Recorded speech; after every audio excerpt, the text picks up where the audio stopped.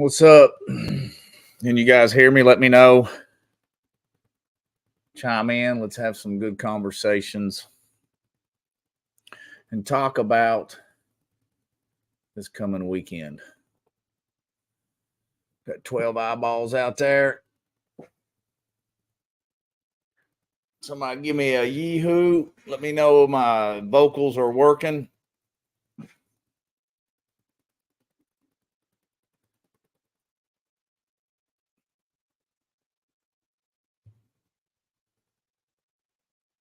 Maybe one more. What do y'all think? The last two weekends with our differences. Yee-hoo. Hey, what's up, Chris? Dan Cottle. Chris, you got your dragster back. Vader. What's up, Donovan Rose? You want to do another one? Well, the season has officially come to an end for Kentucky Dragway, but man, I'm looking at the weather and I'm thinking maybe Sunday. But we have a lot of people that message us and say that they can't make it on Saturday. So we've done 2 Saturdays and they've been really good, where we do kind of a bracket prep left lane, high prep right lane. It gives people a choice. Gun season opening was this Saturday. What's up, Bruce? Bruce Tandy. What's up, man? Larry Tackett. Whew. Larry, I've been racking my brain, man. We keep saying it's the last one, but guys are they're kind of still stomping at the bit. Chris, I miss our conversations, man. You need to bring what is it you call it, Vader? Your dragster, the Hal Canode, rear ends and dragster. Boy, I remember Hal Canode and building those. He was ahead of his time. So we're going to have to get old Larry Tackett. Larry, we need to come up with a good name for you.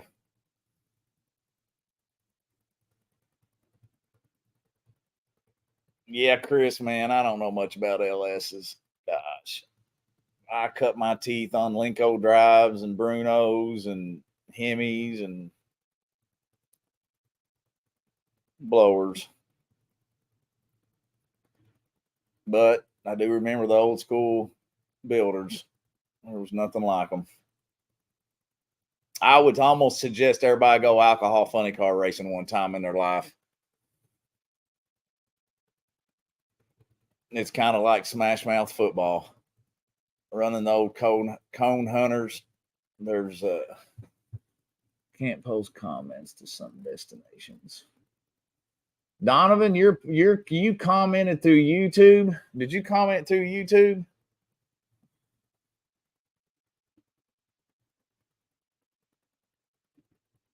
Yeah, Bruce, I did. I got the S10. I saw that, man. Kind of. Yeah, Donovan, you're commenting through YouTube. Donovan's our YouTube guy. I wish I could get this camera in a position where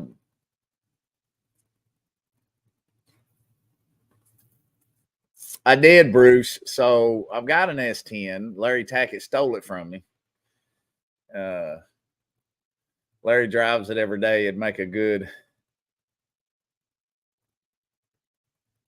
Oh, did the Vader have a 355 on it? A little baby blower was a one. What are they? Are they 125s?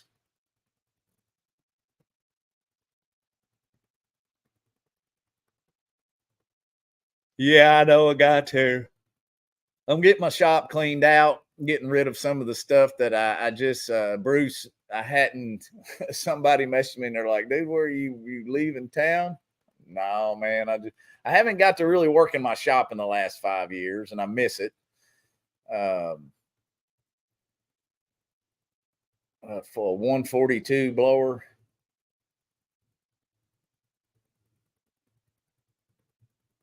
I need to. I called Don Gerardo the other day looking for a good. I don't know how many of you guys know Don Gerardo, mayor of Fort Wayne, I believe. He won Indy and Alcohol Funny Car.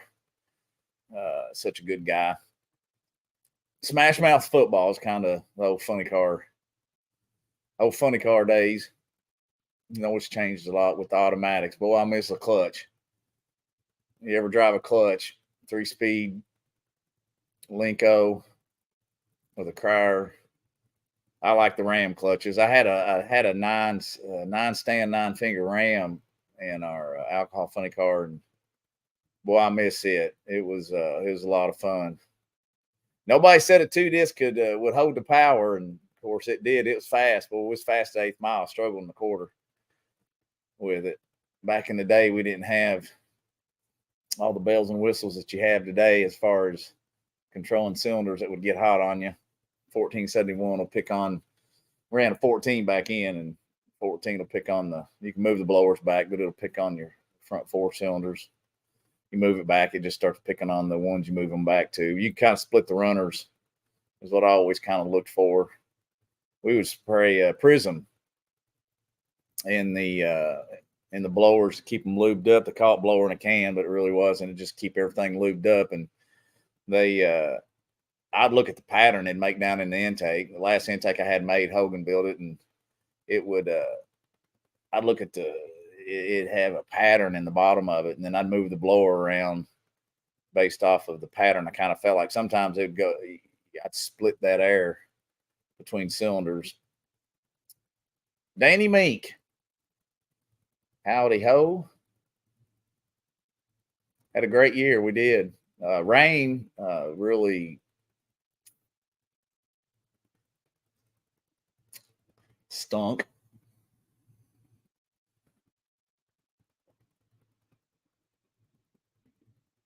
Larry, we need to build some rocket ships. Need to get that. Need to get this back part of this building painted. And what's there you go, Shane Lau. Shane Lau. I'm glad you finally came to your senses.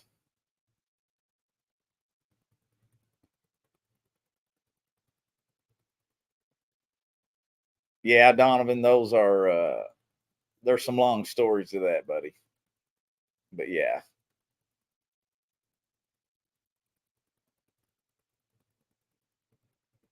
Larry Tackett, who knows his role? Oh, Shane Lau. Yeah. I wish I need to. Well, see, no, we've had Shane on here.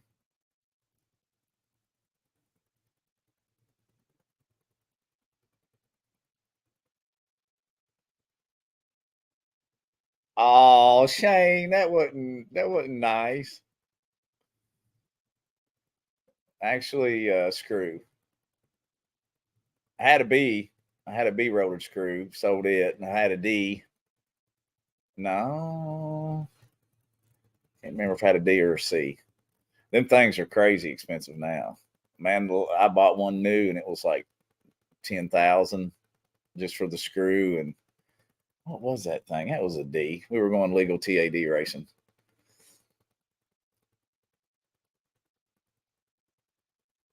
But the C's, man, they're going for like 30 grand. It's insane. I wish SSI would get theirs. I know that TJ and them said that it's a kind of a sham getting the screw blower deal. Bruce, you're at work or you're at work at home? You're probably at work at home.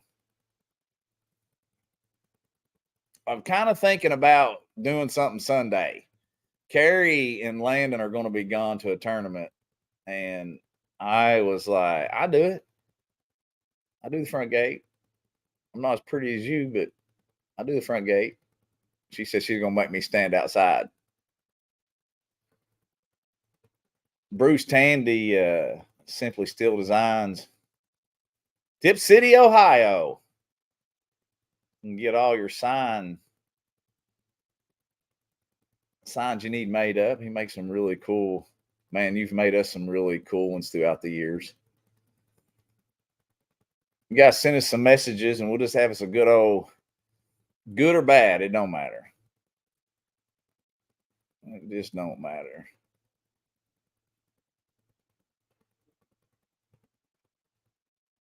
But I was kind of wanting to do something Sunday. Let me post up this flyer.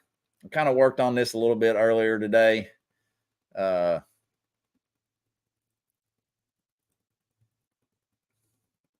I'll holler at you later too, Bruce.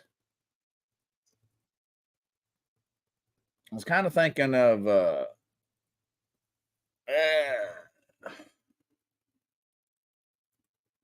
was kind of thinking of doing this, calling it after hours.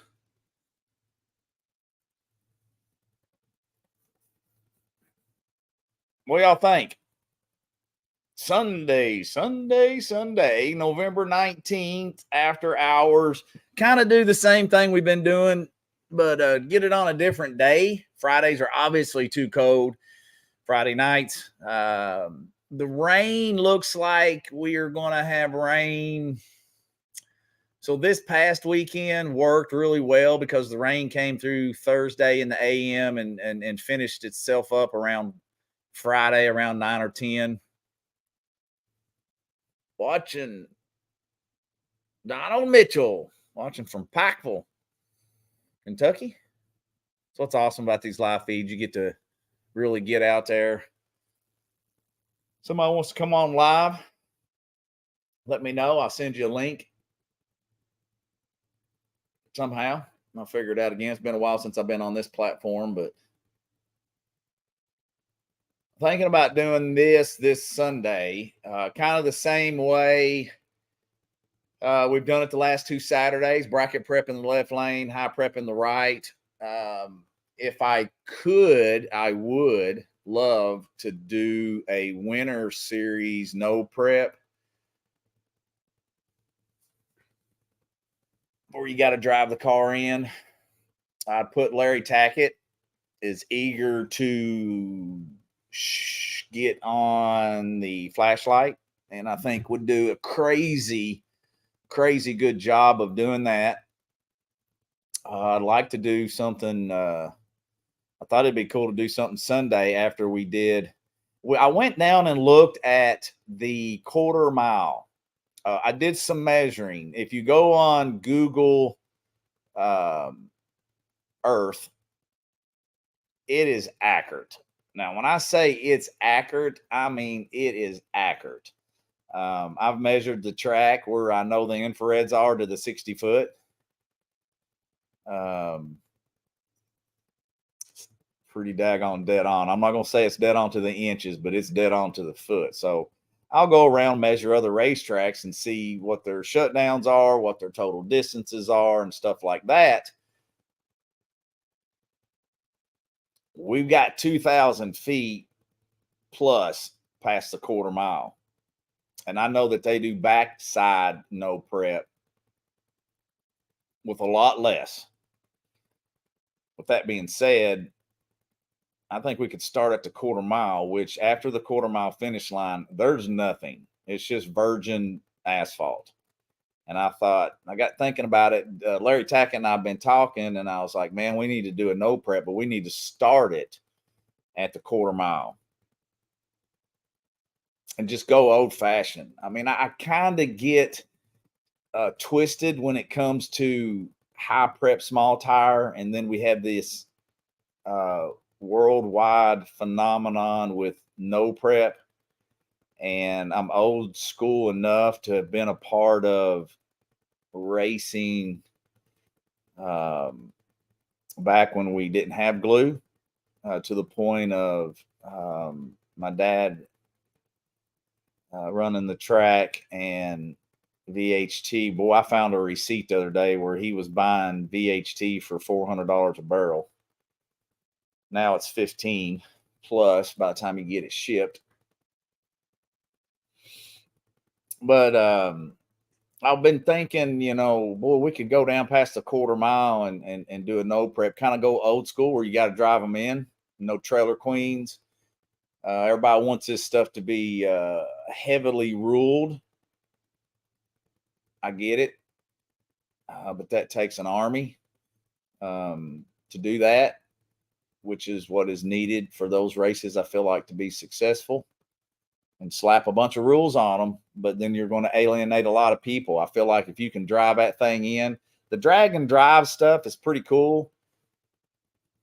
We've got some pretty cool stuff coming out on those with one series that is we're in negotiations with coming to Kentucky Dragway in 2024.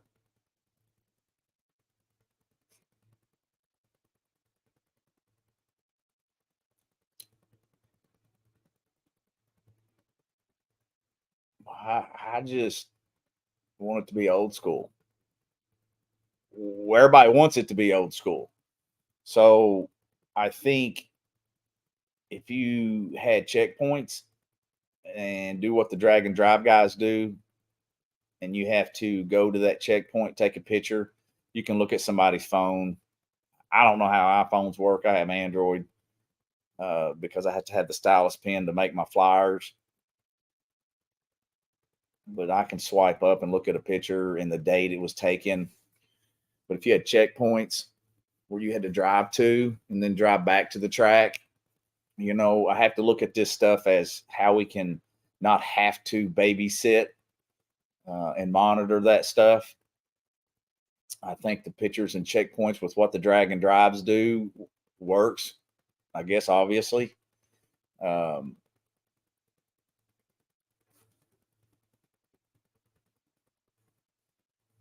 And if it can make those, I had one no prep racer. He claims he's a big street. His vehicle is street driven. But then when we talked about doing a cruise, they didn't want to do it because he said it just puts unnecessary mileage on his valve train and all that. Well, it kind of contradicts itself to me. You say you got a street car, it should be able to take that abuse.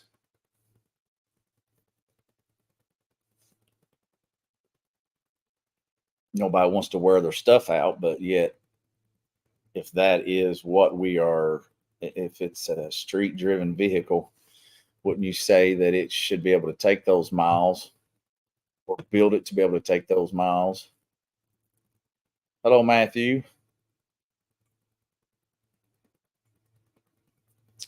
What's up back at you? Donald is one of our fuel winners. Donald picked up the rest of his fuel this past Saturday. We did some fuel draws. I think 3 or 4 of them, actually. They done really well.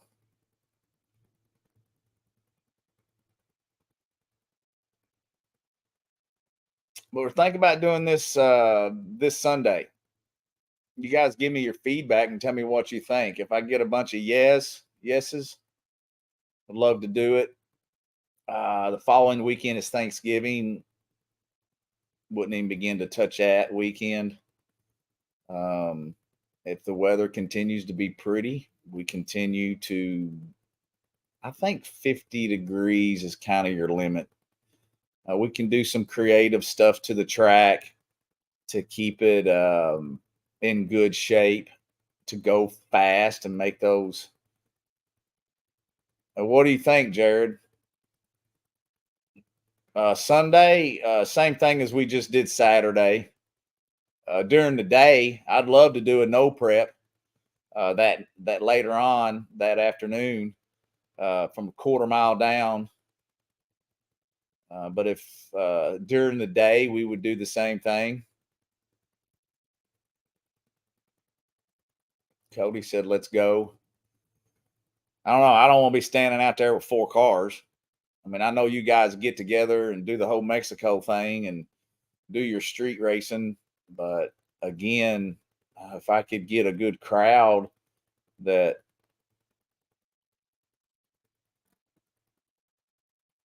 Oh, Matthew delivered our fuel. Heck yeah, man. What you been doing? Yeah, it's been a couple years now, I would say. Probably last time. When did you come down? You brought your little boy with you and hung out with us for a day. Larry Noble says he's in. So just keep talking to me. Let's because I can see these comments. The live feed at the track, that software doesn't allow us to see comments unless we actually like get on our phone. Joe said he's down for high prep. I just figured, we kept saying this is the last one, this is it. And of course, that's what we were doing. I looked at the weather and I said, man, and we have people message us and they can't come on Saturday. Friday night's out because boy, this last Saturday, whoo, it was once the sun fell, we went into octane nights. I think we had 50, 60 octane nighters testing. And man, they were doing good, but they wasn't that extreme. Kaiser was there in his Mustang. Man, that thing's sick. It's New Edge Mustang. Gosh, that thing was flying. Jared, I wish you would go on there and post what he was running because, man, that thing was hooking and booking.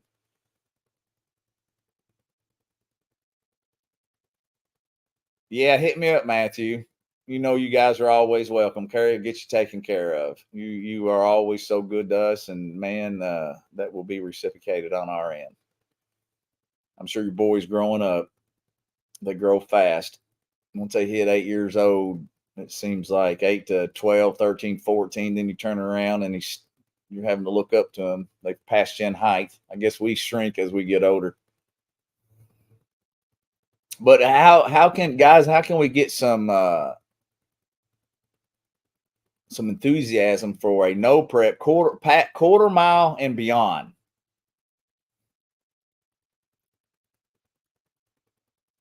Sunday. So if we did a normal deal like we did this past weekend, let's say we open the gates a little earlier, maybe 11 a.m. Start firing cars down the track at 12 to 4. Most test and tune track days are 4-hour blocks.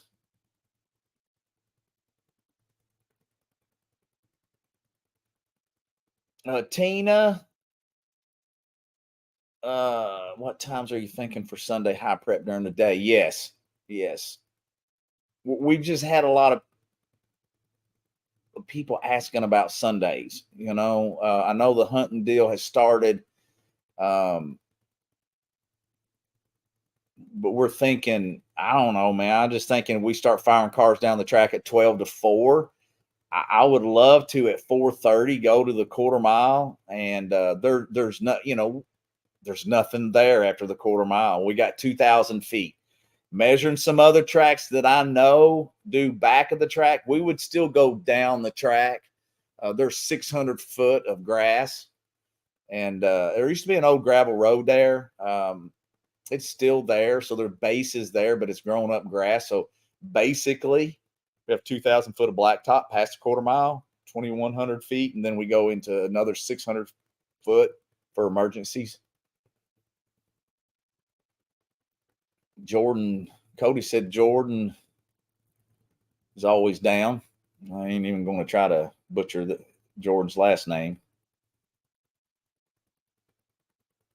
Spango, I guess, is what I hear people refer to him as.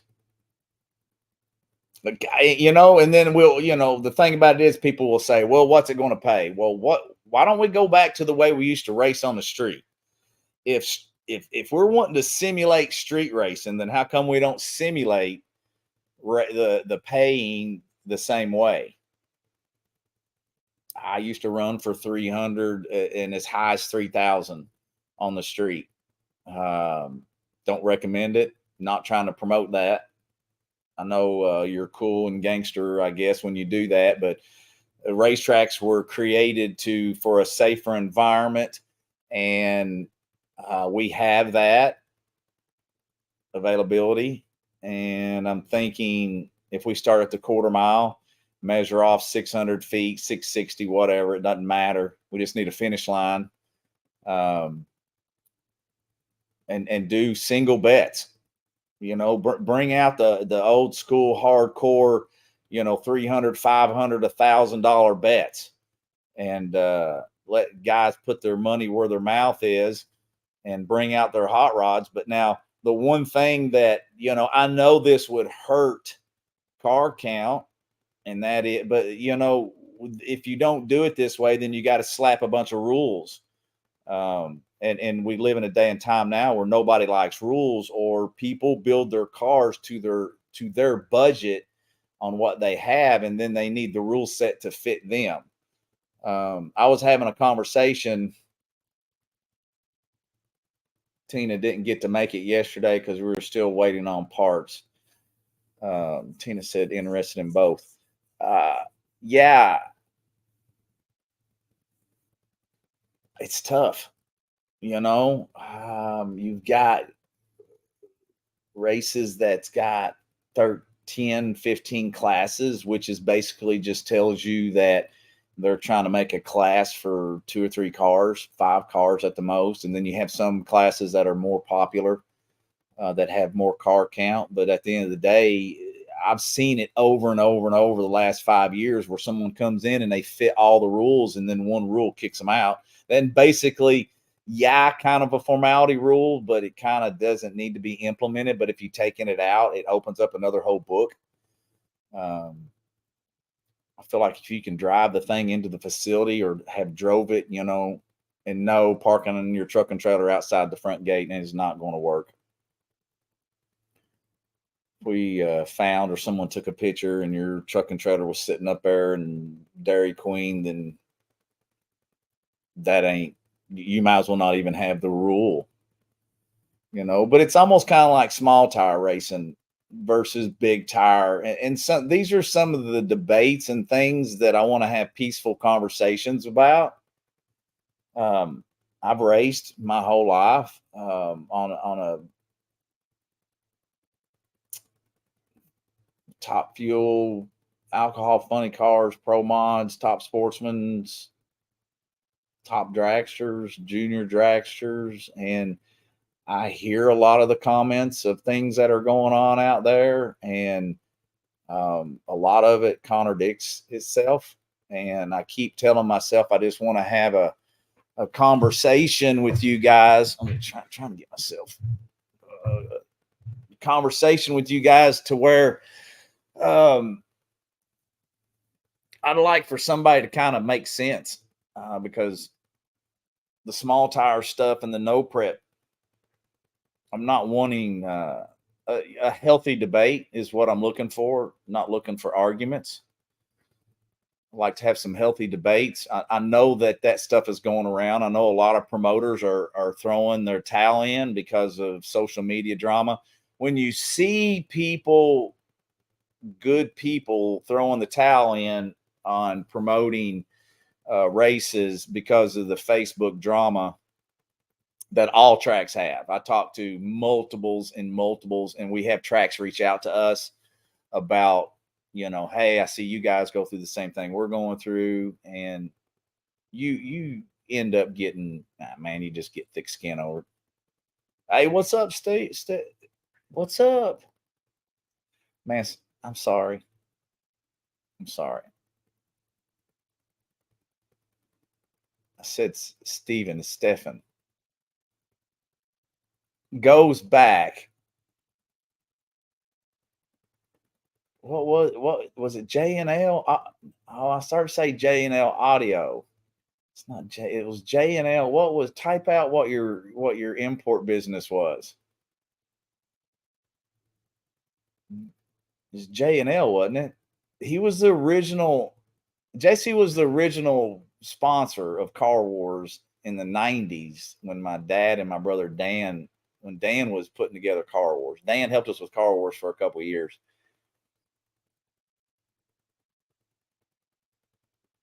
Steven with PH, my friend. I'm sorry.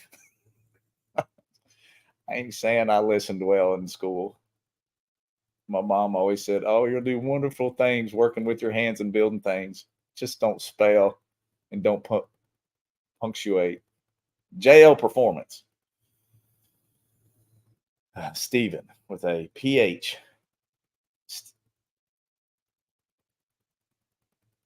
I still might be screwing it up. I don't know.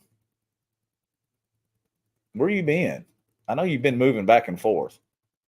I'll just say Jesse, just like people call me Sipple. But let's have a healthy debate on small tire prep and no prep. Is that right? Okay, so let me do this. Let's see if we can coordinate this.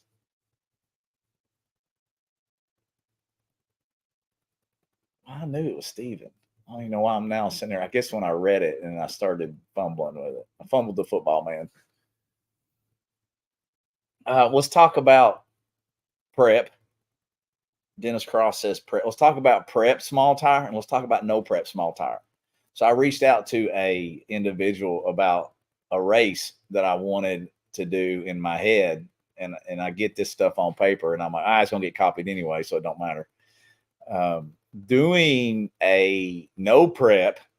Now this would have to take a long time to prepare for and to get the people to understand it, because if you write a book, what you have to do, and then you have to do cliff notes to shorten it so people can understand it, because people won't read the book form, the book.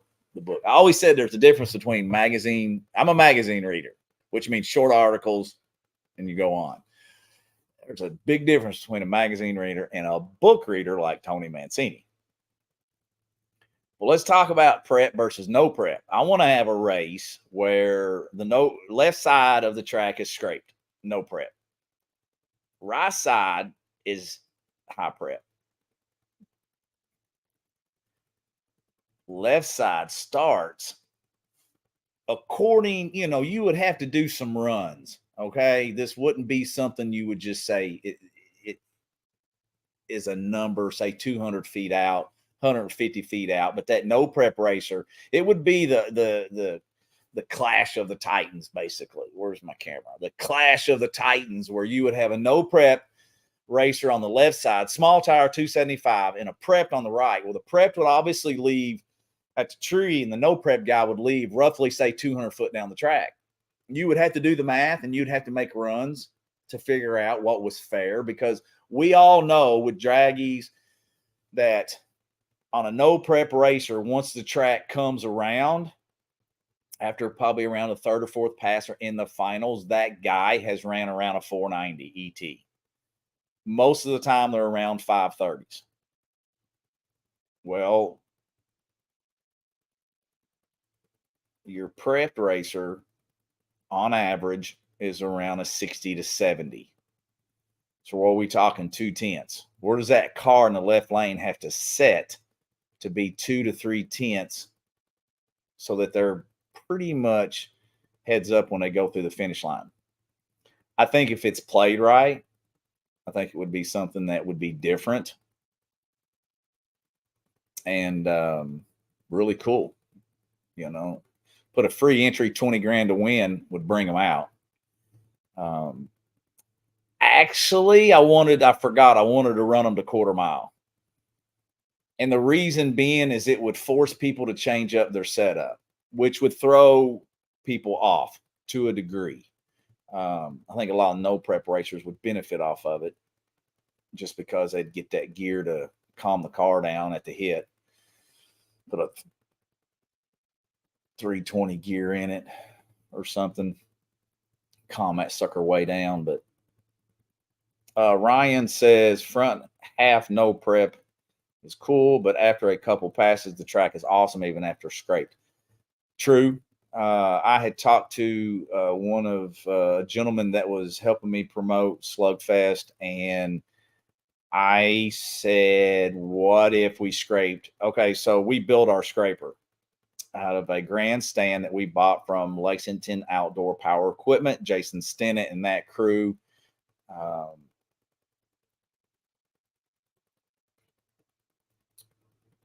I can scrape the track. What used to take us 14 hours to do every week, we can do in 2 hours. It's the bomb.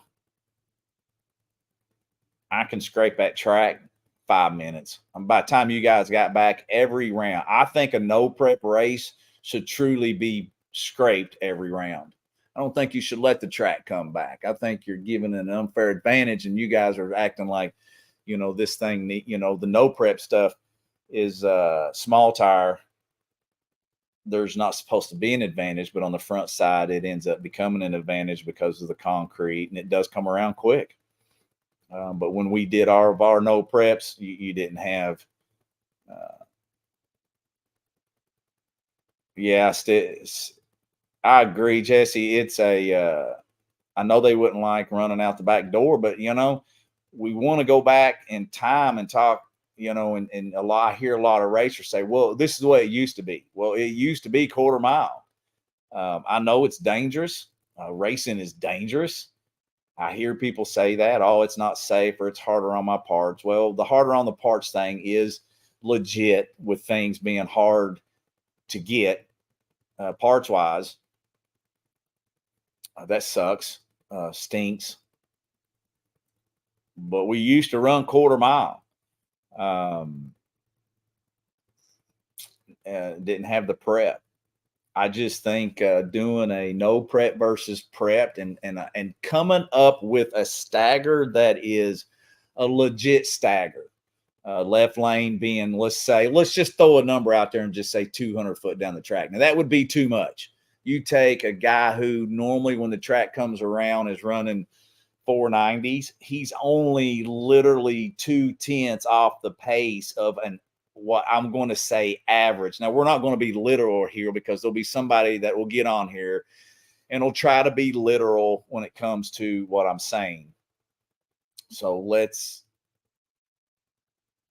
talk in rounding numbers off for what Clay City generally has and handles. And that is has their guys been there and run 440s on small tire? Yep.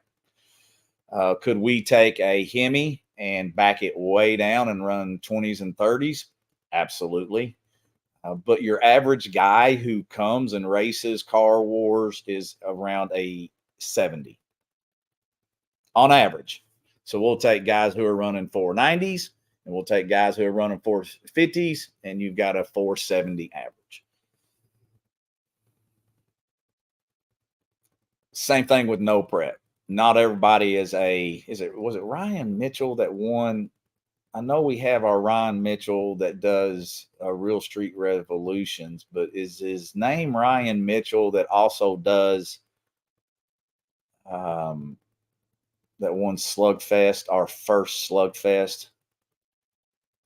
I think his name was Ryan Mitchell too. I know it is, but I just want to get somebody to confirm it. Yeah, KC Max. Yeah. I think KC Max's real name's Ryan Mitchell too. So we got two Ryan Mitchells. Yep, the black Firebird. I just think it'd be a cool race. I think this weekend, after we do the same thing that we've been doing for the last two Saturdays, which has worked really well, between high prep, right lane, left lane, we call it our bracket prep. It's still good, man. But, you want to lay the gauntlet down. I did notice everybody's got their different tune-ups. You see people struggle, and then you find out their tires have got 50 passes on it, or their tires are flat wore out, and we're out there killing ourselves trying to get a certain car to go. And then it's like after the fact, they're like, "Wow, man, I probably just need tires. I've got, I've raced on these all year long." And it's like, well, man, you can't. It would have been a little nice to know, because we were kind of scratching our heads whenever you see a guy struggling that's not running faster than 20s, and you see a guy that literally can, went down the track that's, not mid fours, but some cars walk down the track because the guys have got it together. You can have all the horsepower in the world and still struggle to get your car down the track because tires, suspensions, and converters and tunes. Prep, the last 2 weekends have been on point. Thank you, Andrew. Yeah, Andrew is, there is no mistaking when Andrew runs. You do not have to be watching. It's Andrew, because you hear the famous bang between gears.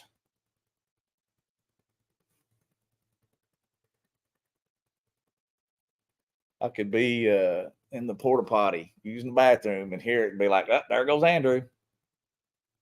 If the no prep would get so much of a head start, how would the races start since we couldn't have two trees? Arm drop possibly. So, Jesse, what I was thinking was we have two stop signs, and I was thinking about wiring them together on a push button. I have a genius employee by the name of Ken Chapman, and Ken can do anything. And I was thinking about it, and I thought I would have Ken wired up to where the red, it's red, yellow, green. It's an old school stoplight. Like when I say old school, these things are probably, man, they're probably not as big as I'm going to exaggerate this, but I would say 4 foot tall. By the time we put them on poles, we could put them up as high as we need. So I figured we'd put one over here on the left lane where that starting line was, and then have one over here on the right lane, right where the starting line is. And we would line them up, and we would do it like that. We've talked about it a lot. Larry Tackett and I have talked about it a lot. I think we could do it and it'd be very feasible. And we could actually have 2 or 3 different starting. So the last Car Wars, we didn't do it because we didn't have a very good turnout in the No Time 275. But Frank Soltridge and I was talking about giving people options and negotiations whenever they come up to somebody or whoever they have to race before the race started. Yeah, Larry, it'd be at the end of the day, it would be easy. But negotiations of where you would start, give me the hit, give me the back tire, give me the gap to start kind of making, and you would actually have a card that you would hold, your negotiations card. And if you didn't have to use it the whole weekend, the negotiations card would be worth something, because we want guys to not use them. So Frank and I were talking about, hey, make it worth $500. If a guy doesn't use his negotiation card at the end of the weekend, he gets an extra $500 on top of the winnings. So I think something like that would be really cool to implement. I think a couple, maybe say 3 starting distances away that can be negotiated would work. And then basically we would go off a push button green light off of a old school stoplight that had the traditional red, yellow, green like it is now. But when I say traditional, I'm talking about just a regular bulb, not the LED stuff. These things are old school. They're big. We've got them put up. Just haven't. I actually was going to just wire them up to sit and osculate between red, yellow, green out on the grounds, and just never have. It's going to put one over by the concession stand and put one up at the front gate just for fun, just something. So Saturday or Sunday, if we did do a no prep from the quarter mile to going down the track, start at the quarter mile where there's nothing. I mean, man, you're talking about virgin blacktop.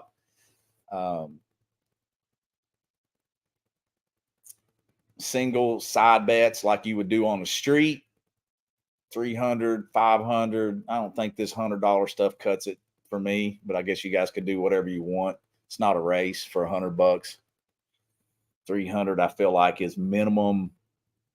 300 puts enough, money on the line to make it worth somebody running their stuff. 500,000, 1,500, 3,000. I don't think we'll see any 3,000s, but I think you would see $1,000 bet. I think if you had 2 guys that were good, confident racers and their abilities in their cars, only thing that you would have to, if you made it to where they had to drive them in, you knock somebody like Tina out, because Tina has to come from so far away, and they run their stuff hard, and they know that stuff is breakable. So they don't want to have to drive it in and leave it overnight, which we have a lot of people that drive the car in and break them. And of course, we got cameras everywhere at the track, so we can see everything and monitor everything. But people do have to. Scott says skin in the game. Absolutely. Some skin in the game. But I think single side bets, it correlates the same as what we used to do back in the day whenever we raced, or if you guys go out and street race, that's what you're kind of doing. I don't know what modern day street racers are doing when you all meet at your Mexico places, but I do know that I guess you get a pot and you get 3 or 4 or 5, 10 cars and run them on the street. Get some pretty sketchy stuff that we've all seen. So can somebody, so the next thing that we were talking about was the whole small tire prep stuff.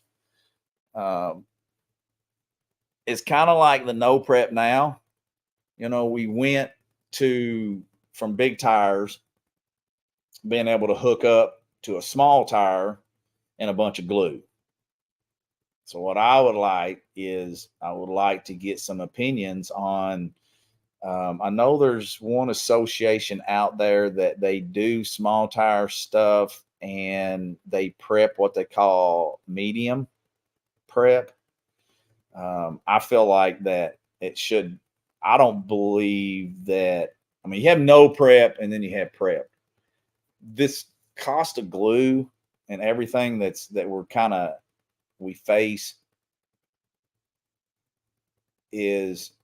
it's just becoming astronomical in the equipment. And when you have a race like Ducks, those things aren't happening once a month.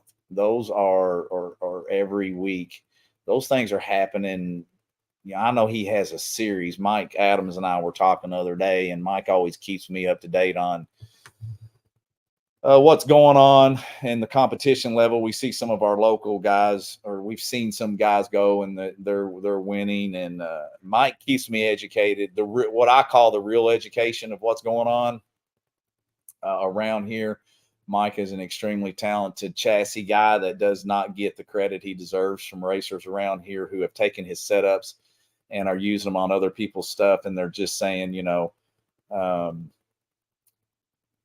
that they've done that work, and they're not. Mike Adams is an incredibly smart guy who has brought so much talent and tuning to this area. It's insane. John Brown. Let's see. Jesse, will the prep side be unlimited? Like, will a big block on methanol with twins hop in, or are we trying to keep it competitive? Well, right now, our No Time 275, other than being steel quarters and steel roof, is pretty much open. I'm not saying that any of the big block on methanol and twins. I'm trying to think of who would be there other than Soltridge that would be on that side. But then I know Soltridge's car would not run what Soltridge's car is capable of running because the track just won't allow it. But then again, if I start pulling prep back, you're going to, how do I say this? If you start pulling prep back on, say, a Car Wars event or an event like that, you're going to take those cars out of the loop anyway without adding rules. I'm not talking bad prep. I'm just talking, what happened to just bracket prep, which is good. Bracket prep's awesome. I talked to our bracket racers. It's good, but it's not so extreme that it takes the tuning aspect out of it. You still got to tune, obviously, but you don't have to be as knowledgeable when the prep is crazy. But it's always the easiest thing for a racer or someone to blame. They'll blame the track instead of their lack of tuning knowledge. John, what's up, man? Checking in from South Dakota. Man, the gas industry has taken you all the way to South Dakota, brother. What's up, William Deaton? Yeah, well, John, you're speaking from bracket racing. Too much glue is just as bad as no prep at all. I agree. There was a gentleman that was down testing a big tire car 2 Saturdays ago, and decently fast, and just blow the tires off of it. Well, that's not a track issue. That is he hooking so hard it unloads the chassis. and shakes, and the big tires are just going to struggle with it. They've got to have wheel speed. A fast car will see, I'm not saying 1800 at a half a second in is fast, but it's average for a decently fast car. You'll see about 1800 wheel speed at a half a second. I've went as high as 2300 without shaking the tires. That's hairy. That's borderline. We've run some 91 60 foots, and 22 2100 wheel speed will be about a half a second in on that. I've been to 23 and not knocked the tires off, but I knew I was at my limit. I knew I was pushing the envelope before we backed it down a little bit. William, what's going on at the track? Well, that's what we're talking about. I'm trying to figure out whether I'm going to throw one more bag in here. And if we do, this is what we would do. Sunday, November 19th. It would be Boys in the Hood, because Carrie is going to be absent. And so with that being said, I think we can do this. November 19th. We've had a lot of people just ask us about Sundays that can't make it on Saturdays. I think Carrie said we have a little bit of food still left over that we didn't sell this weekend. So she said there's enough food there to feed some people until we run out, which we need to exhaust that, or else that stuff just, let me tell you, I can't eat no more track food at my house. Nope. And that's what it's good food, man. But when that's what you eat every weekend, it's just like, well, William, I think your wife was up there. I was talking, I think it was about a month ago. She was up there and she's like, we're here every weekend. We eat the same thing. It's like, I know, man, but we can't change up what we serve. But yeah, I'm thinking Sunday, man, maybe open the gates around 11:30, have the track ready and hot at 12, maybe run till 4, throw in the dial for trophy again, like we've been doing, and let you guys just have some fun. Road Racing Atlanta is coming this weekend. Where's that at? I know, I love that food. Road Racing Atlanta this coming weekend. Is that I don't know what that is, Jason. So that's kind of where we're at. But then, William, I'd like to do a kind of a no prep. Hey, you'd be good in no prep with your car. Quarter mile. Start at the quarter mile. Little Larry, we call him Little Larry because we have another Larry. Larry at the Time Shack. But we don't say it. Well, we do say it like that. Larry at the Time Shack. But Larry is bigger statue guy than Larry on the starting line. Somebody said call him Uncle Larry on the starting line, but we say Little Larry, Big Larry. So I think Larry Tackett was. He said, I don't know if I like that. I don't know if I like that Little Larry stuff, but he said he was okay with it. So he's adopted the name Little Larry because we have 2 Larrys that work for us. Oh, Jason said just what I have to do. What are you doing? Are you working? You working it, Jason? It's grown. What's grown, Larry? Besides your beard.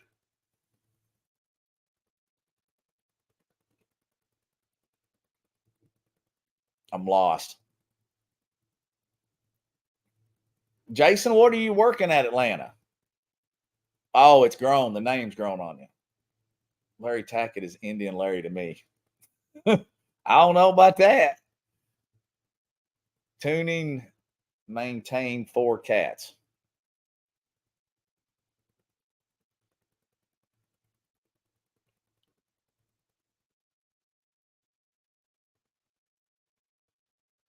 Indian Larry, I don't know if I get used to that one.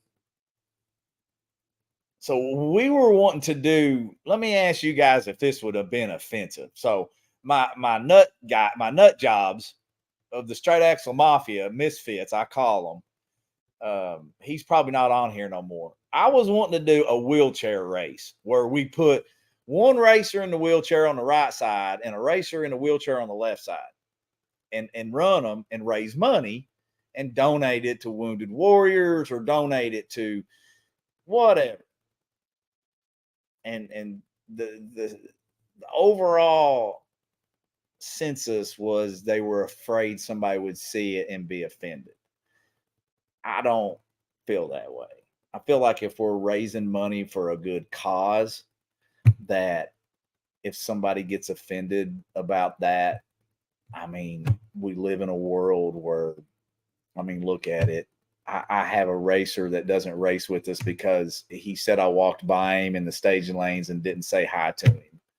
I mean, I know that's I know that's like very like childish, but it's out there, people. We live in such a sensitive world that, you know, you're dang if you do and dang if you don't. But I think the literally the wheelchair race would be hilarious. Number one, it would bring good light. See, William Deaton doesn't think there's anything wrong with it. I don't think there's anything wrong with it. I don't, because I don't look at the negative side of things. I just look at the positive side of the stuff. So I looked at it as we would be raising money for guys. My Ricky Bobby.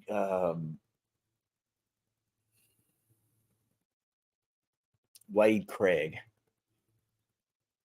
had a really good place we could donate money to. You know, raising money and donating money is just, to me, what it's about. Larry says, man, I'm trying to ride that unicycle. Did you take that unicycle home? I got a unicycle in the shop I was going to put on Marketplace. I bought for my kids for Christmas, and that was like a horrible gift. It never got used. We all tried it, but we about died. You'd like to see what, Jason? Somebody try to ride the unicycle, or Larry says, dude, I'm going to ride it. Or the wheelchair. I think the wheelchair thing would be awesome. What's up, Jay? Hey, we had Dallas had his birthday Saturday. And he had some pretty cool people say happy birthday to him. I'm talking about some pretty cool royalties. Ron Bales, old Top Fuel driver. You know, there's so many guys we raced with, man, that I miss them guys so much, man. Sheldon Becesar from Trinidad, all those cats. Larry on that unicycle. Yeah, Larry, you done had a call out now.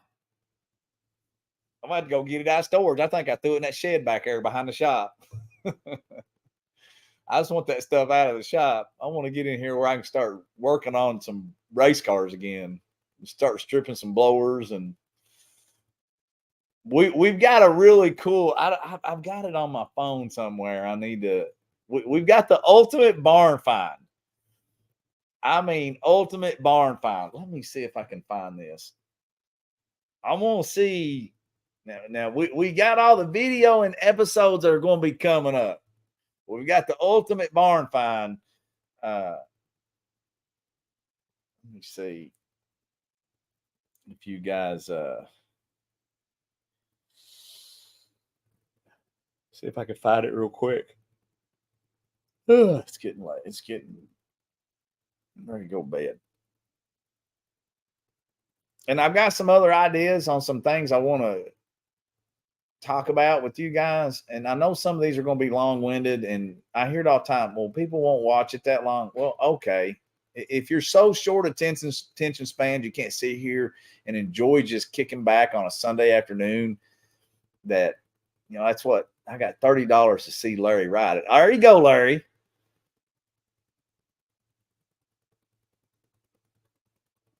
Jesse says, I'm showing up with a small block under my wheelchair. No, you got to push it.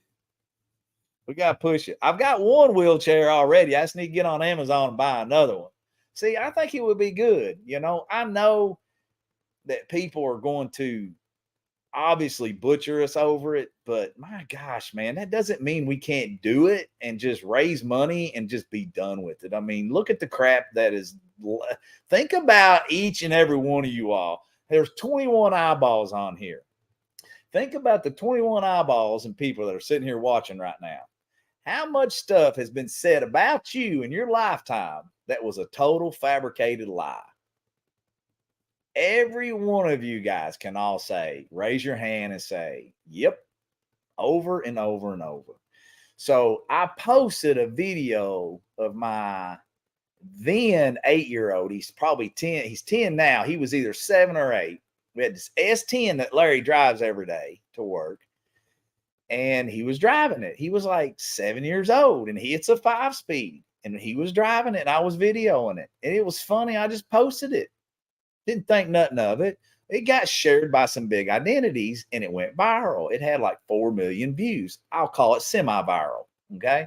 It had 4 million views. The stuff that people said on there, I was borderline like, this isn't human. This has got to be like spam bots saying this stuff. Like, people are not this stupid. I mean, they are. I take that back. People are. But in general, the stuff that they said, I mean, they were going to turn this into social services and everything. And I'm sitting there thinking, and then people were saying it was on a trailer. We were driving it on the asphalt. Kid drives around a Suzuki Samurai all over the farm, and it's a 4-speed, I think. And goes trail riding with it. Let me see if I can find this flyer. But people are going to say stuff no matter what. We know that. Oh man, I got so much good content on here I want to show you guys. I want to do a daily drivers nationals, like nothing but daily drivers, and it pay like 10 grand. I think we can do that and pull that off. I think that would be really cool.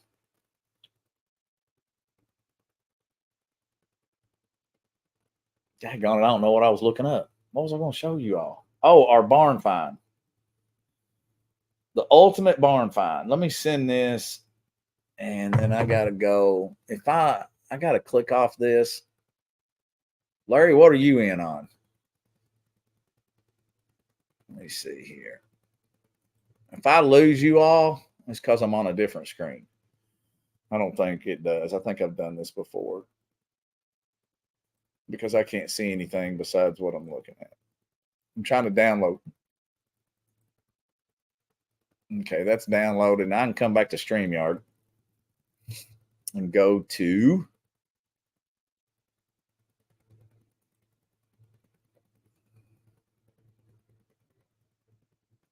add overlay. Oh, yeah. Oh, my gosh, we've been on here an hour. Heck on it. The ultimate barn find. And it's coming from Kentucky Summit Racing Team. This is going to be cool, man. I can't wait. I can't wait. I'm going to take it off. I can't wait until we. Oh, let's talk about the Screaming Eagle list. This is going to be so. This is at a minute or an hour 4 in the domestic. I wanted, man, we got to get Kaiser to show his time and get him to run it to the quarter mile. If there is a dude that can set the 200-mile-an-hour mark, it's him. That Mustang, that New Edge Mustang, Rat Celine, that thing is sick. Where does he? Kaiser's in Richmond, I think. So Larry Tackett's got a New Edge we're going to buy and build. And I had so much inspiration this weekend seeing that Mustang run. I get Mike Adams up here, man, and get him to help me build that thing, dude. We've got an MB Hemi in here, dude, with a Bruno Linko. Boy, it'd be hurting some feelings.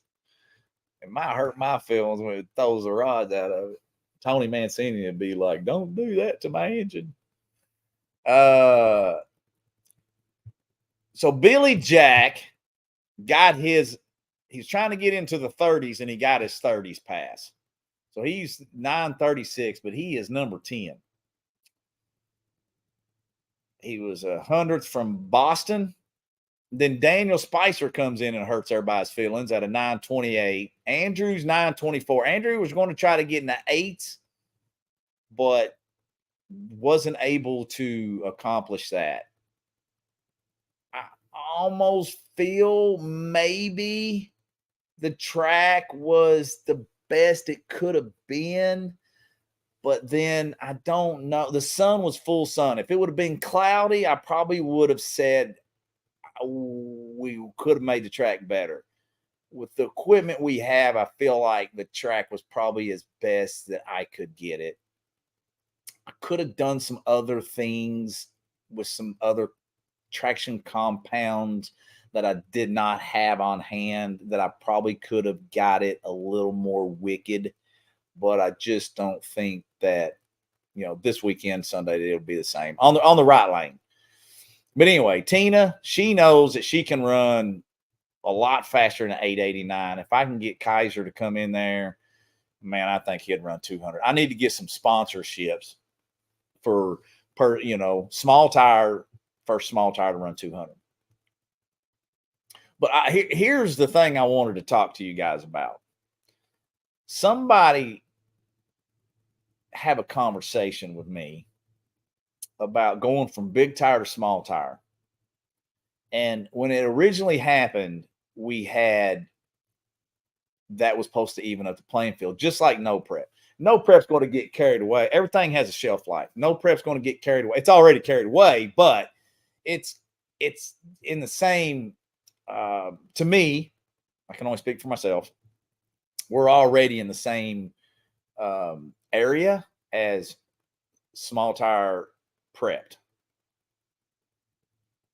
when it comes to the competition level and what guys have already figured out. The human mind and the ingenuity is insane. But what we're missing, and then of course you have no prep, and then you have guys pouring out traction compound.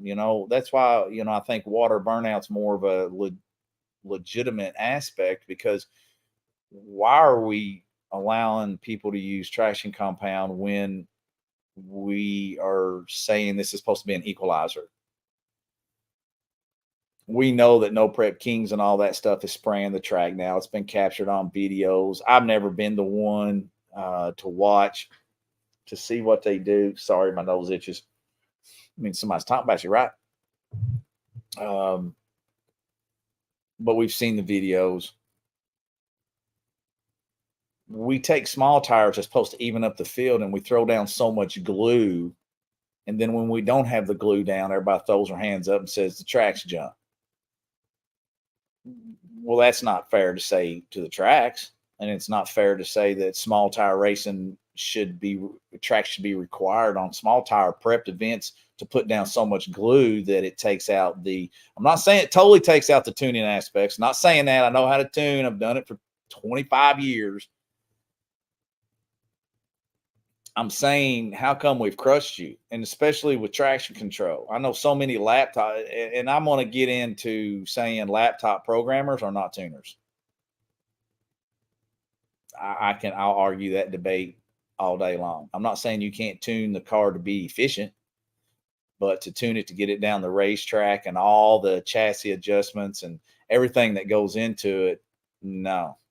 There's a lot that goes into getting a car to go down the track efficiently, whether you have the right converter, shocks, springs, a tire, converter, and tune up in the engine. Why are we pouring out so much glue to make you go fast? What happened to people actually tuning? I know we have traction control with all the modern day technology, but why are we allowing people to run traction control? I know that they can probably argue a safety factor or engine damage and all this stuff, but that's not tuning, man. You'll never convince me of it. I was blessed and to be a part of the day when there was none of that stuff, and as it was coming out, we still wasn't allowed to have it. We used to, back when we were running our funny cars, we used to, when we wanted to if we had a cylinder that was running hot, we put a shorter rod in it. When we I've, if you go from a 1.7 to a 1.8 rocker arm, it knocks 50 thousandths off that lift to shut down the air coming in that cylinder if that cylinder is getting hot on you. There were so many things that was tuning, and with clutches. I wish everybody could tune a clutch, because man, they're just, converters are easier. Yeah, they've made it easy, but a clutch, a manual fuel system, there's nothing like it. I mean, it's just awesome. I can remember when we were running nitrous. I used to have you talk about wasting nitrous. I used to have a nitrous feed to my solenoid that was like 20 feet long, so it would hit a little softer. I was running at one time. I was trying to run a 450, trying to run a 449 and couldn't do it. But I finally ran in the 50s, some 450s, and we were running like 400 shot of nitrous, and we had two 400s stacked on top of each other. But the nitrous, we took the engine and we squared the nitrous jets off with the fuel, ran the bottle pressure up to 1,400 pound. And I know that was dangerous, but we didn't know the danger back in the 90s, early 90s. We started running nitrous in 86. We didn't know the dangers of the nitrous bottles, which now they wasn't fatigued like they're fatigued now as you have an older bottle, and that stuff got stamped and outdated. But back then there just wasn't such a thing. But we would run our bottle pressure up 1,300 pounds, 1,400 pounds. We'd square the nitrous and fuel off and run the engine rich, just to get that thing to accept 400 shot of nitrous, and then we stacked another 400 on top of that. So there was so many creative things that you could do tuning a car back in the day versus now. I mean, the modern technology is awesome. I mean, it is, but we want to race like we did in the 70s, but then we're not, and everybody's saying, well, this is the way it used to be. No prep was the way it used to be. Yeah, but there wasn't fuel tech and High Tech and all this modern day equipment and that you have now, and we didn't have the traction compound. So how come we're pouring out traction compound on these tires? It just doesn't make sense to me. I mean, it makes sense why, but then again, it doesn't. I mean, I can sit and debate it all day long, and we probably wouldn't get nowhere, because it's not going to change unless there's a promoter out there that changes it and pays a bunch of money. It's kind of like when we had our first Slugfest. I literally was talking to a gentleman that night on Friday night when we did back of the track from 8th mile to quarter mile is what we called our back of the track. And I was talking to him and I said, a Saturday paid 20 grand and it was $150 entry fee. And we thought, man, this is going to be a home run, cheap entry fee for 20 grand. And this gentleman came up to me and he was leaving. And I said, man, where are you going? He said, well, all my buddies and I are going to Crossville. I said, well, what's at Crossville? He said, well, there's a no prep race. And I'm like, oh, okay. Can't keep up with all of them.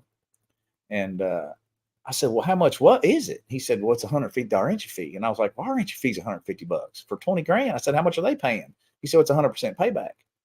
And I was like, so you're driving 4, 5, 6 hours up the road for 100% payback when you could stay here for 20 grand? And he said, oh man, you got the best in the business here. He said, we don't got no shot. And I was like, wait a minute. This is no prep, man. This is, then if you don't feel like you have a shot, then there's something wrong here. And I understand front side. I get it. I know it comes around. But then I'm also a person that'll say, well, I'll scrape the track every round. Oh, you can't do that. Well, why not? Everybody, these people are elite. We had the best in the business. It was an awesome show. Everybody got to see a killer show. It's still broken. I think Bill Hodgkinson and them are talking about how broken it is. And good promoters are getting out of the business because like we've seen so many post a meme that you guys have gotten too comfortable for saying stuff on the computer that you would normally have gotten your face punched in. Yeah, I agree with that 1,000%. But I'm not going to be dark like a lot of people get on here on social media and are dark and about the stuff they say. I think you can have healthy discussions and debates without going so far into it that somebody gets upset. You start to get upset or you start to get unraveled. Let's take a step back and take a deep breath in and talk through this stuff. Because a lot of times, 90% of the problems are just communication. People just not understanding. And I think once we sit down and explain stuff to it, or we get stuff explained to us, and it makes sense, it's like, okay, I see that now. But when it comes to the high prep stuff, I think Ducks races are insanely awesome. I think they're insanely awesome. I think it defeats the purpose of what small tire racing was truly meant for. And it was supposed to, if you guys can agree with me, even up the aspects of making it even. The small tire, putting a smaller tire on it, was supposed to make it even. Well, I know guys now that won't even come, even with what best prep we can put down, it's not good enough for them. And it's just kind of like, it just tells you their tuning level is what it tells you. It tells you that they can't back their cars down and go down the racetrack because they just literally don't know, or they've got to put it on the traction control. I'll give you an example. We were racing at Martin, Michigan in the Top Fuel car, and Lance Larson, you guys probably don't know these people, but Lance Larson tuned for Clay Millican and several Top Fuel teams throughout the years and funny car teams. And Lance came up to us and he said, you guys are the most dangerous ones here this weekend. And we're like, we're the most low budget team here. How can we be the most dangerous team here? It was hot. It was like, I don't know what the date was, but let's say it was July, third weekend in July, and the track temperature was 170 degrees. His point was, we went from A to B, but we were slow, okay? But we went A to B. Those Top Fuel teams don't know how to back that stuff down. They know, but they're not. That's not what their tune-up base is. Their tune-up base is to be on good tracks all the time. And that track that weekend was showing that it was going to be greasy. And because we were down on horsepower, it's kind of like tuning a small block. You can throw about everything you have at it. Okay. I've tuned on some Alan Johnson small blocks, and let me tell you something. They are bad to the bone. You can throw everything you got at that thing and do very little tuning. You put a Hemi, a 526 Hemi, MBE Brad Anderson Hemi on there with a screw in it. You got to know how to tune those things because they make more power than we could ever utilize on the racetrack. So my dad done really good that weekend. I think he runnered up. He beat Clay Millican in his string of 26 races. Won. I think Dad met him first or second round and ended up beating him. And that was a huge milestone thing for us to even be able to compete or beat somebody like Clay Millican blew the tires off of it. And so let's see. I had clicked off of this and was not looking at the PM Bikes. Shad said PM Bikes. Larry Tackett, the barn find. Now that would be sick with the data driver class. Well, that's probably something that I did not finish saying that you're not going to like, Jesse. It would be a bracket race.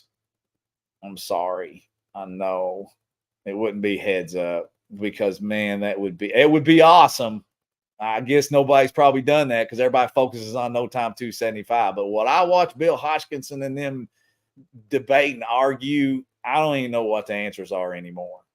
I don't, when it comes to this stuff. I think that's why a lot of promoters, not a lot, but several guys are throwing in the hats because they just can't do anything. Not that we try to, people say, oh, you can't make everybody happy. And I've always said for years in my race shop, I always would say, yeah, but that doesn't mean you can't try. Running a racetrack for 5 years now, it's not possible. Bill Bader told me when we got the track, he called me and he says, what are you doing? Have you lost your mind? I said, yeah, I probably have. But he said, well, I'm going to tell you one thing that you need to take with you and remember. He said, 90% of the people will cheer your name silently and everything will be good. They'll be silently happy. He said, 5% will cheer your name out loud and 5% will hate you and won't even know who you are. And let me tell you something. Them are true numbers. And like Dale Meir says, 90% of your problems come from 10% of your people. I would almost say 95% of your problems come from 5% of your people, because at the end of the day, those ones that are making all that noise, they're very little. Larry Tackett barn fine. I think the track was good. Let's see. I'm going to run some 10s next year. Jason says amen. Steven says dump valves are another avenue that's been beneficial. Yeah.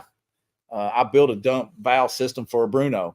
that it wasn't really necessarily a dump valve. We took a CS3 Linko, Jesse, and I took the air pod off a CS3 because it's smaller in diameter than a CS2 or a CS1.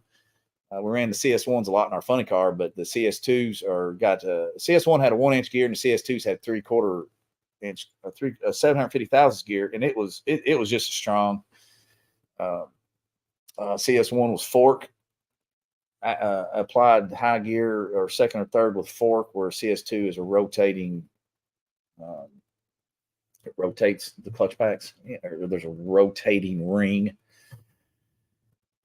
But with that being said, we put we took that adjustment on a Bruno that you have to screw in manually, and we put a stainless steel valve on there with the CS3 air pod, and it worked really good, which acted the same. It would jump about 50 psi whenever we activate. I had Dave Leahy build all the timer system and air system for it. Come on, brother. Let's see. There was 2 bikes this past weekend. So Jesse, you're probably not here. 9:06. What time is it? Oh, you're probably still on here. It was going to be a bracket race, man. I know it's not as cool. I'll let me send this to myself and then I can post it. I want to do this. I don't have a date on it. Oh, shoot. I can't send that one. I'm working on the sponsor. Can't send that one. Can't show the.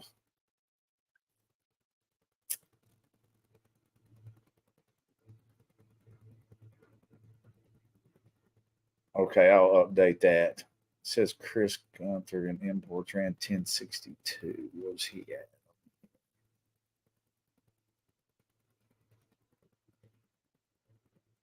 Okay, I'll write that down. Better write that down because I won't be able to find it on this live feed.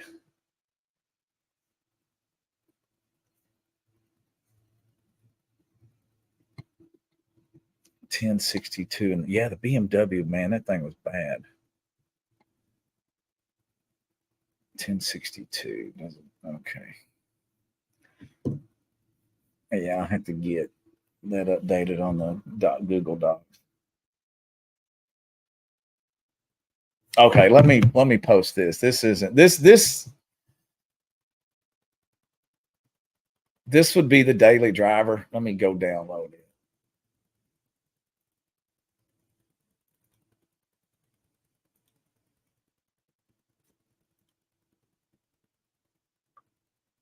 I know everybody wants this information like fast because everybody's such a short attention span, but you try to pack all that stuff in, and it's like then you get this. You feel like you have this stress to not take up too much people's time, and then I'm just like, you know what? If you don't want to, if people don't want to hang out, they won't.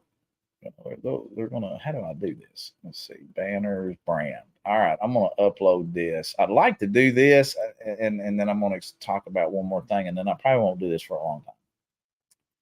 This is the Daily Drivers National. So when I tell you guys I've been working on this stuff, you obviously know I couldn't have just made that graphic. It takes hours to make this stuff. It'd be a bracket style race.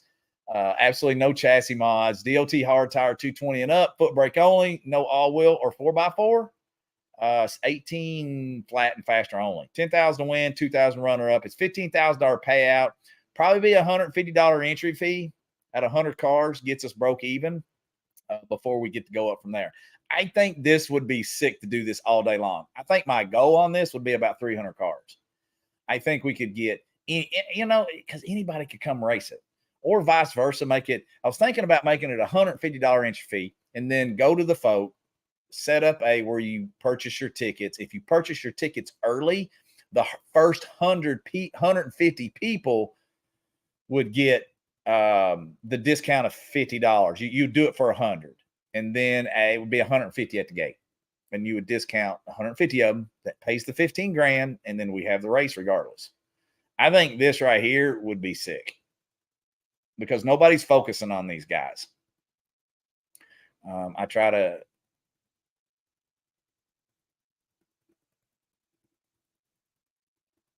And these guys are just awesome.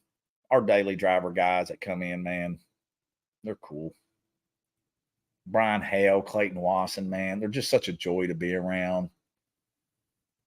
hang out. So back to the Screaming Eagle list. So maybe Sunday, if you guys send us a bunch of messages and say, let's do this, I think I would like to. Um, maybe I can post about it and see, if you guys send us some messages on the Kentucky, like message us on the Kentucky Dragway page and say, I think that'd be awesome. I'd support it and come out. That way it gives us, at the end of the day, we have 18 employees. So no, they're not. Well, basically they're all there, minus probably 5 to make the facility operate. But we hover around the 18 employee mark. So whenever we do that and we put down the glue, I mean, it's $3,000 or $4,000 to make the event pop and go smoothly.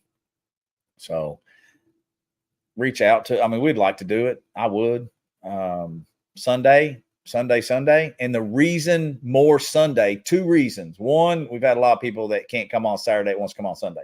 The second reason is the rain that we're supposed to get this week is supposed to be more Friday and into Saturday morning, which we will need all day Saturday to dry the track out real nice and then be ready to rock and roll on Sunday, just like this past weekend.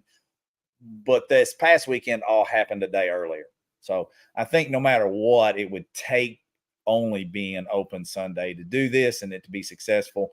It's just whether you guys are kind of in it as much as you guys have kind of like expressed maybe we'd be able to do this. And then we'd kind of be done for the year unless after Thanksgiving we had some crazy warm weather. Then I guess we'll cross that bridge when we come.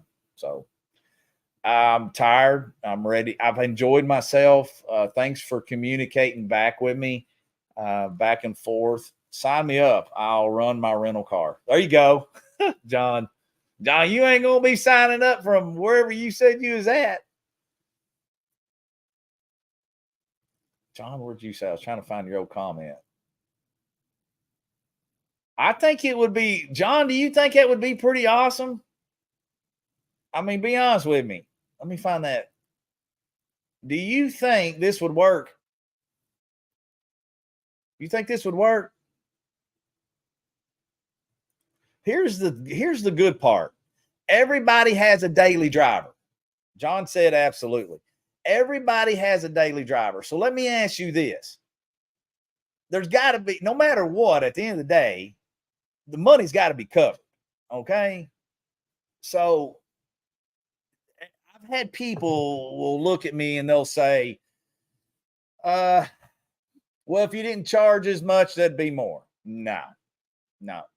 Until you run a racetrack, until you go week in and week out trying things and doing a lot of things that people recommend doing, we know that charging less doesn't bring more people. I mean, it does to a point, but like we have our spectators that will say, well, if you wouldn't, if you charge $5 or $10 like it used to be, more people will be here.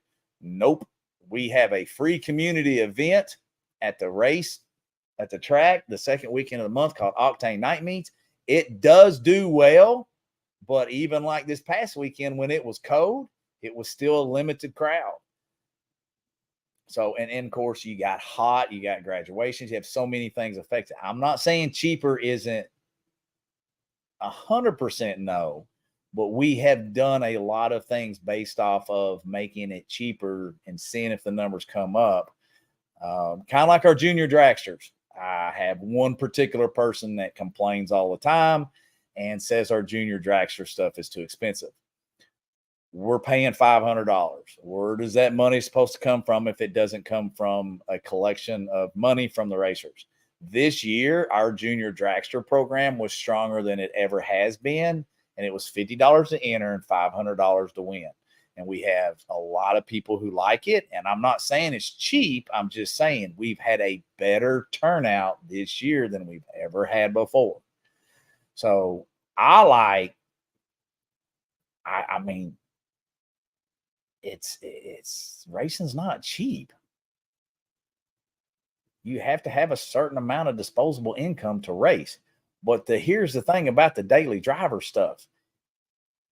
It's everybody's got a car. Now, originally, I didn't want it to be at 18 seconds. I wanted it to be a little bit faster.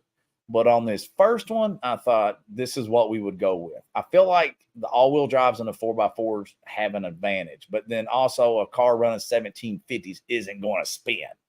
So maybe I take the all-wheel drive and 4x4 out. I don't know. You guys give me some ideas.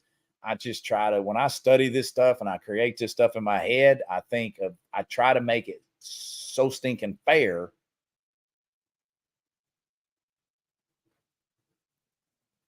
John Brown, I bet local dealerships would get behind that race. Great advertisement for them. Yeah, I was thinking, yeah, and I have a flyer made with some sponsors on it that I can't release yet if I even do this. Team race event.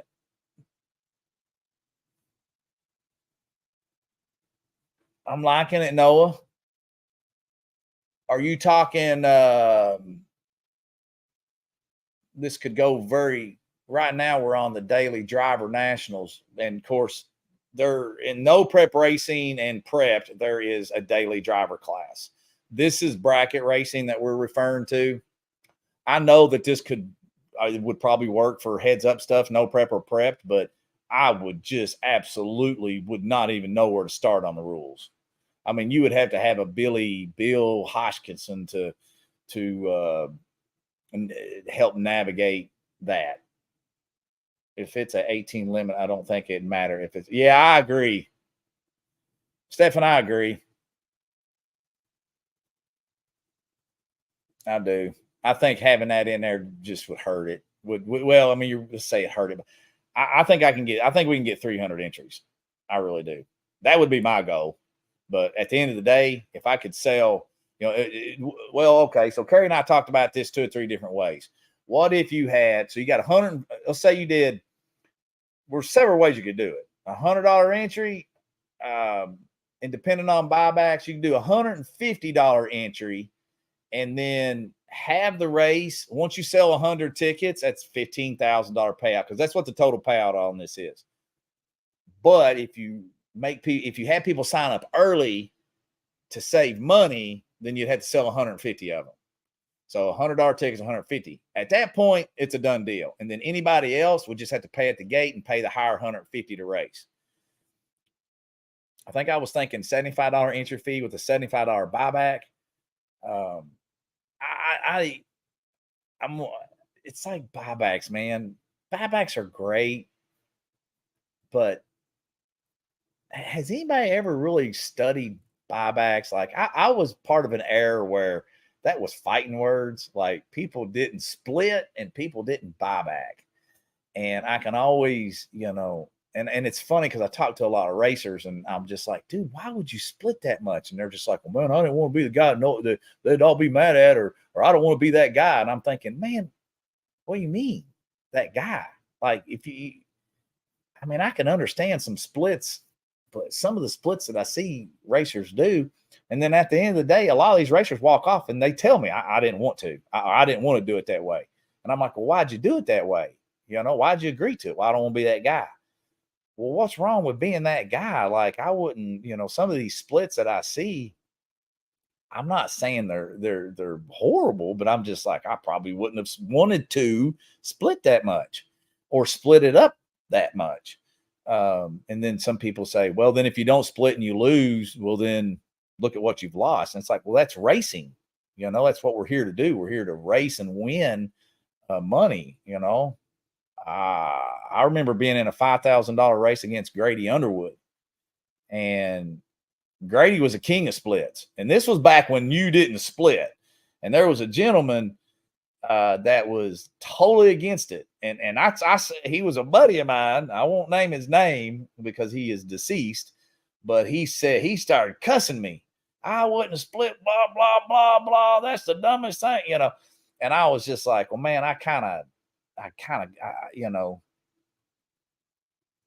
it's Grady. It's Grady. Grady's just a super nice guy. And, I said, but we'll throw money one way. So Grady came walking up the hill. I was parked up on the hill where the gas station was, and Grady came up there. This was in 90 something. Grady could probably tell you. And I said, well, let's give the winner like an extra $1,000 or 500 or whatever. We ran the race, and my car, I had put 17 passes. I had a Nova that ran 570s, and I had put 17 passes on it that night, because my brother and I were doubled in it. And I came out of the burnout, and I always had a habit of hitting my trans brake button and just letting off my brake. I just come out of burnout, come to a stop, hit my trans brake button, let off my brake, let off my trans brake button. And when my trans brake would release, I just roll forward to the starting line. I hit my button and I let off my brake, and the car kept rolling. And I was like, whoa, what just happened? I hit my brake, hit my button, let off my brake, and the car just kept rolling. And I'll never forget, I looked over at Grady's car. He had that white Camaro with that big Pro Mod wing on it, man. And this was probably 97. I don't know. And I look over and I'm like, oh my gosh, if I have never been so happy in my life to split. And of course, this was back when you just didn't really do that. But there's that story. And then the whole buyback thing. I just, I would think buybacks would need to be more than what the original entry would be. I mean, let's think about it, John Brown. Is John still on here? Noah, we need to get back to your team race event. Shop race, Shade Tree versus pros. Yeah, kind of, that's some of the no prep stuff. But the buybacks, or what No Prep Kings was doing, locals only. But buybacks. Who, like, you get beat out of a race and you are afforded the opportunity to get back in that race. I would almost think buybacks would be like twice what the entry fee would be. Now, I know it's not, obviously, and people would be like, well, nobody would ever buy back. And I'm like, okay, I can see that. And the racetracks need the buybacks. But you're getting a second shot to get back in a race. I guess I just never really felt like that made much sense to me. Clayton Watson, what are you doing, man? Could do a second chance race instead of buybacks, maybe after second round. Yes. Something like this is going to go fast. So we run cars anywhere from 40 seconds to a minute to minute 3, depending on what the classes are and stuff like that. But on average, we're a minute. So average is a minute. We can get as fast as 40 seconds to run a pair of cars in between the next pair of cars staging. Run buyback in their own round. Yeah. Call it a re-entry or do a re-entry deal. Could do a second chance race instead of buybacks after second round. Yeah, I'd probably do 2 rounds of buybacks because I think we'll be able to go fast with this. And I think that we would be able to run on the 40-second intervals. But maybe not, because a bracket cars doing their burnouts, going to the starting line, those guys are primed, ready to rock. Dude, you guys are professionals. You know what you're doing. Something like this would probably more be in the minute to minute and a minute 3, minute 2. Because a lot of daily drivers, I'm not saying you're slow. I'm just saying, big bracket cars, big tires, dragsters, and all that stuff. Y'all do y'all's burnouts, y'all go straight to the line. Where the daily drivers are a little probably slower, just because you guys are a little more hesitant on what your car is doing. I'm not saying it's not as controllable, but you kind of ease in there maybe a little slower. So we'd probably be around more of the minute average is how I would look at this when I would be creating timelines. Daily drivers equals no burnout. Yeah, pretty much. You could not do water, probably be smart,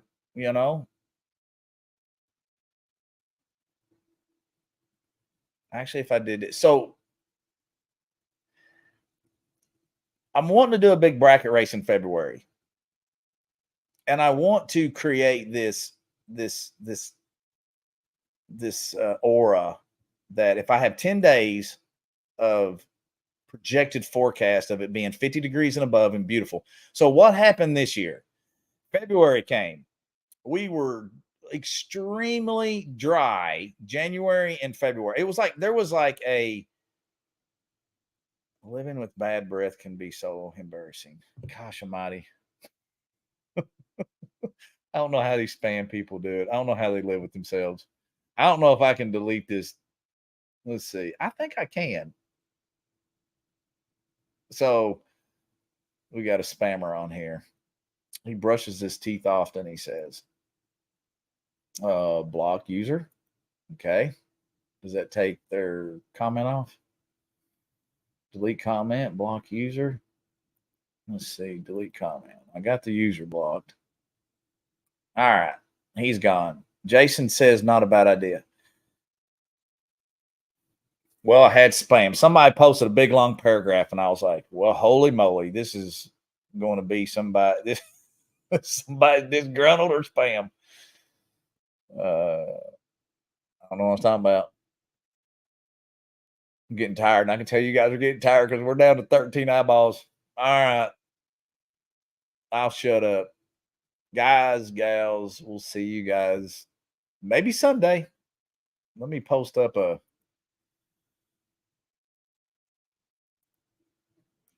I'll post this tomorrow if we do it. This live feed will have killed our algorithm by the time I have time to post it tonight. Peace out. Hey, I'll leave you with a cool video. How's that? From this past weekend.